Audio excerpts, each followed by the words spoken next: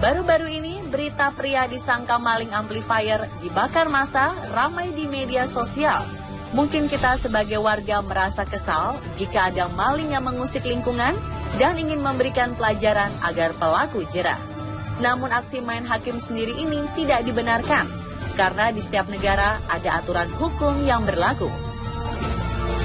Kejadian ini bukan yang pertama kali. Ada beberapa kasus main hakim sendiri yang juga sempat menghebohkan jagat maya media sosial. Apa sajakah itu? Berikut rangkumannya dalam On The Spot on Viral, main hakim sendiri versi On The Spot.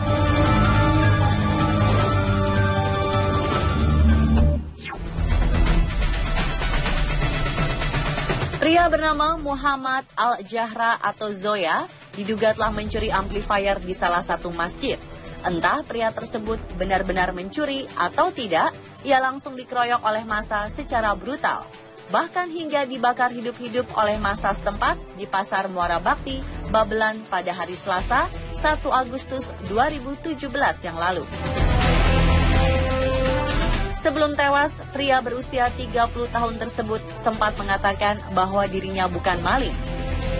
Namun massa yang menghakimi tidak percaya meski MA berulang kali mengatakan dirinya bukan maling. Dugaan bahwa MA mencuri amplifier musola berawal dari kebingungan pengurus musola yang kehilangan amplifier. Dan melalui dugaan tersebut, beberapa pelaku mengejar MA dan meneriaki maling. Karena panik diteriaki maling oleh warga, MA yang saat itu sedang membawa amplifier di motornya langsung menceburkan diri ke sungai. Namun ternyata warga sudah menunggunya di seberang sungai dan langsung menghakiminya. Namun setelah kejadian, isu yang berkembang menyebutkan bahwa korban yang dihajar sampai meninggal itu bukanlah pencuri, melainkan orang yang menunaikan sholat di musola tersebut hanya kebetulan membawa amplifier. Hingga kini pihak kepolisian telah mengamankan 2 orang yang diduga sebagai pelaku dalam kasus pengeroyokan dan pembakaran terhadap MA.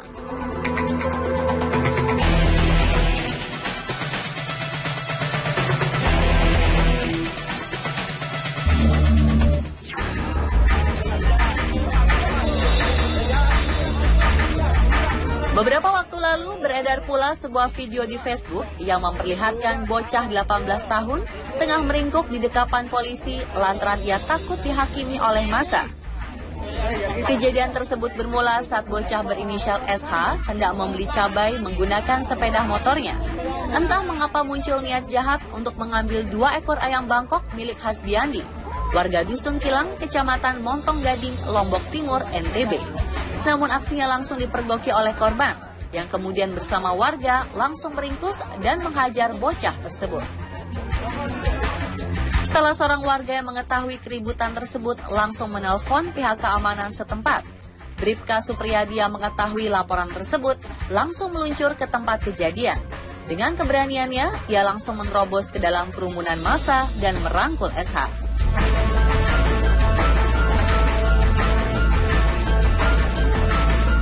Ia pula berupaya sekuat tenaga menahan para warga agar tidak main hakim sendiri dan meminta agar anak tersebut diproses sesuai dengan hukum yang berlaku. Meskipun SH sudah berada di kantor kepolisian untuk diproses, namun keluarga mengucapkan terima kasih kepada Bribka Supriyadi karena nyawa sang anak masih bisa terselamatkan dari amukan massa. Dan berkat keberaniannya tersebut, Bribka Supriyadi diberikan penghargaan oleh Kapolda NTB, Brigjen Umar Septono.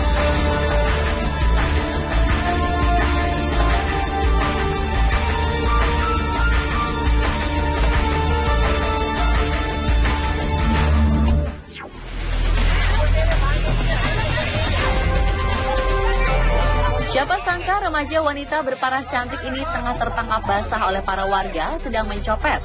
Mengetahui aksi tersebut, para warga tidak segan-segan langsung menghabisinya. Namun apakah benar aksi menghakimi tersebut adalah sesuatu yang pantas dilakukan oleh warga negara Indonesia yang baik dan benar? Lokasi kejadian pun tidak diketahui secara jelas, apakah di Yogyakarta atau di Sidoarjo, Jawa Timur.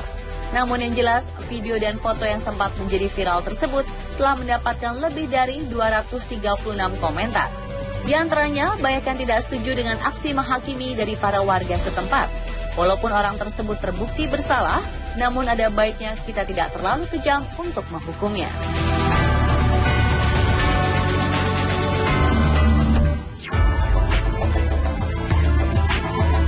Tidak ada namanya perselingkuhan itu baik dan benar, baik secara agama maupun secara hukum. Belum lama penghakiman massa terjadi di kota Bocho, Cina, di mana seorang wanita terlihat tengah dibakar api cemburu lantaran memergoki sang suami tengah berselingkuh dengan wanita lain. Saking emosinya, sang istri langsung menghabisi secara fisik, merobek bajunya, dan menyeretnya di tengah-tengah umum. Namun naasnya aksi brutal tersebut dilakukan secara bersama-sama dengan beberapa warga setempat. Alhasil, aksi yang berhasil direkam oleh warga sekitar membuat netizen pun geram. Kendati perselingkuhan memang selalu berujung duka dan kesalahan, namun tak sedikit dari netizen yang justru kasihan pada perempuan tersebut. Netizen berkomentar, aksi main hakim sang istri dan warga setempat dinilai terlampau kejam, bahkan bisa mencelakakan nyawa sang pelaku.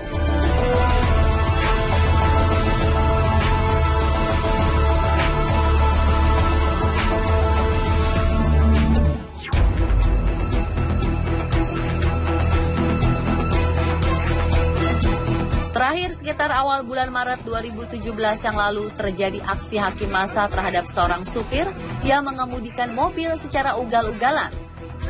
Keributan antar massa tersebut terjadi di sekitar Sumpang Karangkabur, Kecamatan Padamara, Purbalingga, Jawa Tengah. Dalam video tersebut terlihat pemuda mengenakan kaos singlet dan bercelana pendek tengah dihakimi beberapa warga yang mengenakan helm. Brigadir Polisi 2 Afif yang ketika itu diminta bantuan warga untuk membantu menangani langsung ke tempat kejadian dan berusaha untuk mencegah warga main hakim sendiri. Ketika itu Bribda Afif hanya bertugas sendirian. Meski terlihat kewalahan, dia tetap berusaha melindungi pemuda dari amukan warga. Dia tampak berkali-kali menghubungi polisi lain agar segera datang dan memberikan bantuan untuk menyelamatkan situasi. Tak lama kemudian mobil bantuan polisi datang dan menyelamatkan pemuda tersebut. Setelah kejadian, kabarnya orang tua pengemudi tersebut kemudian mengucapkan terima kasih kepada polisi karena telah menyelamatkan nyawa sang anak.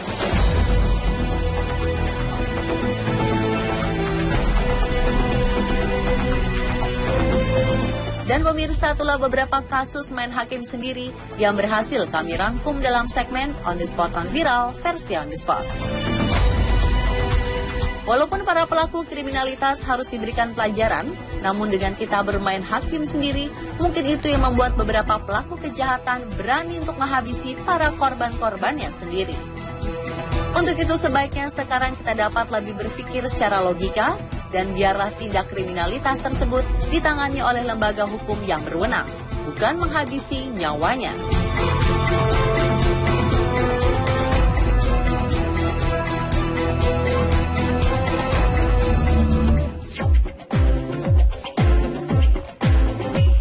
Pemirsa, Indonesia merupakan negara dengan garis pantai terpanjang kedua di dunia.